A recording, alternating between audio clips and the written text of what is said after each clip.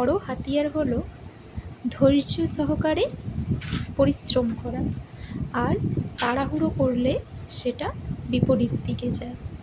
কিন্তু ধীরে সুস্থে পরিশ্রম করলে তখন নিখুঁত একটা সাফল্য পাওয়া যায়। সো হ্যালো এভরিওয়ান, আমি পূর্ব মেদিনীপুর থেকে সঙ্গীতা। তোমরা সবাই কেমন আছো? আশা করছি যে যেখানে আছো সবাই সুস্থ এবং ভালো আছো। হ্যাঁ, আমরাও ভালো আছি। আজ মঙ্গলবার, আর ঘড়ির কাঁটায় এখন প্রায় 6:45। তো এখন থেকেই তোমাদের শ্রদ্ধা ও ভালোবাসা জানিয়ে আমার ভিডিওটা শুরু করছি। তো জানো তো, যখন ছোট ছিলাম তখন ভাবতাম কবে বড় হব আর মা বাবার মতো, মানে বড় হয়ে যেসব কাজকর্মগুলো করে যে হ্যাঁ সেগুলোই করব। কিন্তু আজ বড় হয়ে বুঝতে পারছি যে বাবা মাও কত কষ্ট করে সংসারে কাজ করে, সংসারের দায়িত্ব নিজেদের কাঁধের উপর তুলে নিয়েছে। সন্তানদের লালন পালন করা, যা যত সমস্যা সব কিছুটাই বাবা মার কাঁধের ওপর থাকে। আজ নিজে একজন মা হয়ে বুঝতে পারছি এসব। আজ বুঝতে শিখেছি যে মা শব্দের অর্থ কী। যখন মা কিছু বলতো তখন মায়ের ওপর আমি রেগে কথা বলতাম না, বা যে কোনো কিছুতেই আমি হটচট মায়ের উপর ক্ষুব্ধ হতাম। কিন্তু আজ মাকে খুব মিস করি, যে মা শব্দের অর্থটা কী আজ নিজে রিয়েলাইজ করছি। আর কি জানো তো, সময় মানুষকে বদলে দেয়। যখন আমি এই পরিবারে নতুন এসেছিলাম তখন কিন্তু আমি কোনো কাজপাট সেরকম জানতাম না। তো যে কারণে আমাকে অনেকেই অনেক কথা শোনাতো, চুপচাপ সহ্য করে যেতাম, কোনো কিছুই বলতাম না। সময়ের অপেক্ষায় ছিলাম, আজ সময় উত্তর দিয়ে দেয়। আর কি জানো তো, আমার মায়ের কাছ থেকে আমি একটা শিক্ষা পেয়েছি, যে তর্কের থেকে নীরবতা ভালো। নীরবে থাকলে ঠিক একদিন নীরবতাই তোমার সময়ে উত্তরটা ঠিক দিয়ে দেবে। তখন যে মানুষগুলো আমার সাথে খারাপ ব্যবহার করতো, আজ সেই মানুষগুলোই আজ আমার সাথে ভালো ব্যবহার করে। কথা নিজে থেকে বলতে আসে, আমাকে বলতে হয় না। শুধু সময়ের অপেক্ষায় থেকেছি। তো যাই হোক, এখানে দেখো এই যে ডাল বসিয়ে দিচ্ছি। আর কে কীভাবে মুগ ডাল বসাও আমার তো ঠিক জানা নেই, কিন্তু আমাকে বেশ ভালো লাগে এরকম শুকনো কড়াই মুগ ডাল একদম লাল করে ভেজে এভাবে সেদ্ধ করে একদম 5 ফুটন টুটুন দিয়ে যখন সুমড়াবে বেশ ভালো একটা গন্ধ ওঠে, আর খুব সুন্দর একটা টেস্ট হয়। তোমাদের সাথে যখন আমি কিছু কিছু কথা শেয়ার করি, আমার দুঃখ সুখ যে কোনো কিছুর কথা শেয়ার করি, বেশ আমার মনটা হালকা লাগে। তো সেই কারণেই কিন্তু আমি কথাগুলো শেয়ার করি।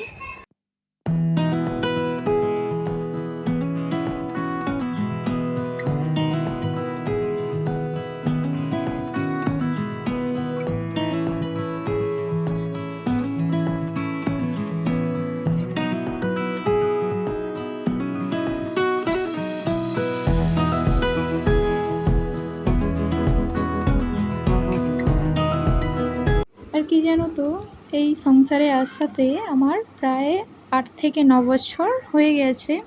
তো এই 8-9 বছরে আমার অনেক কিছুই অভিজ্ঞতা হয়েছে, যে কথাগুলি আমি তোমাদের সাথে কিছু কিছু শেয়ার করছি। মানে একজন মেয়ে হয়ে একজন অপরের পরিবারে এসে একজন বউ হয়ে থাকা, তারপর দুটো বাচ্চার মা হওয়া, তারপরে হয়তো কি থাকবো না আমি তো জানি না, কিন্তু যেটুকু সময় আছি নিজের মতো করে একটু বাঁচতে চাই।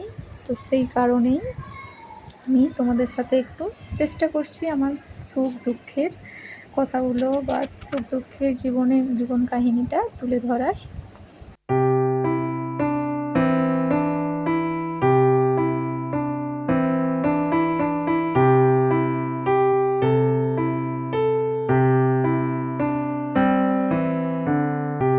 আচ্ছা বলো তো, তোমাদের কার কার ভালো লাগে এরকম ঝিঙে আলু পোস্ত? আমার কিন্তু বেশ ভালো লাগে। তো একটু চিংড়ি মাছ থাকলে ভালো হতো, কিন্তু চিংড়ি মাছ ছিল না। তো সেই কারণেই পোস্ত দিয়েই রান্না করলাম। বেশ ভালো লাগলো খেতে, আজকের যে রান্নাটা হয়েছিল বেশ সুন্দর লাগছিল।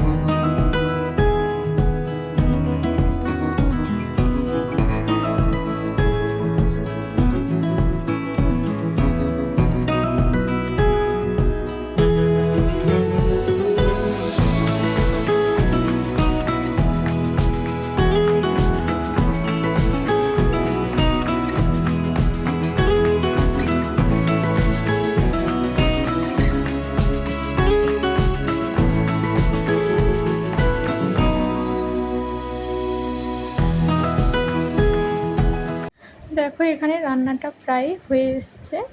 তো এই রান্নাটা হয়ে গেলে তারপর বসাবো ওই কড়াইতে।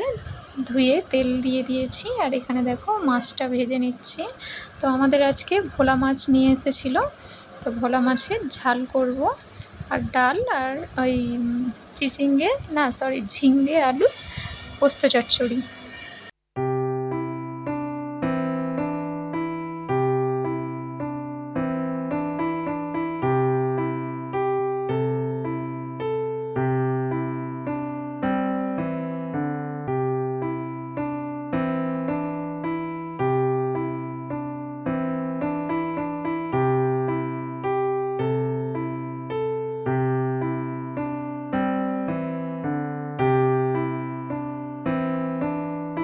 তো দেখো এখানে মাছের ঝালটা করে নিচ্ছি।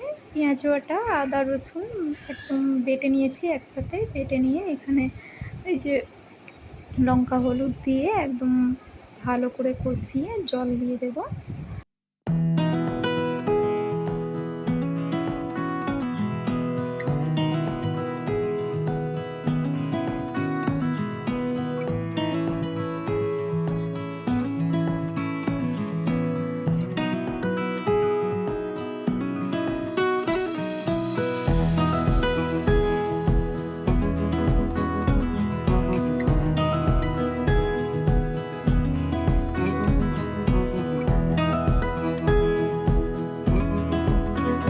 তো বন্ধুরা দেখো এখানে রান্না বান্না কমপ্লিট হয়ে গেছে, আর এই যে গ্যাস টেসগুলো একদম ভালো করে মুছে নিয়েছি। এই যে হাঁড়ি কড়া টোড়া যা ছিল সেগুলো ধুয়ে নিয়ে এসে এই যে ছাদে গিয়েছিলাম, তো ছাদে জিনিসপত্র তুলে নিয়ে এসেছি, আর ওই জিনিসগুলোই পাট করে রাখছি।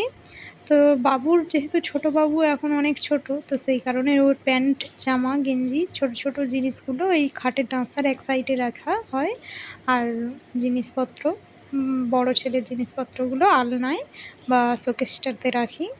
তো বন্ধুরা আজকের মতো এখানেই শেষ করছি, আবার নেক্সট ব্লগে দেখা হচ্ছে।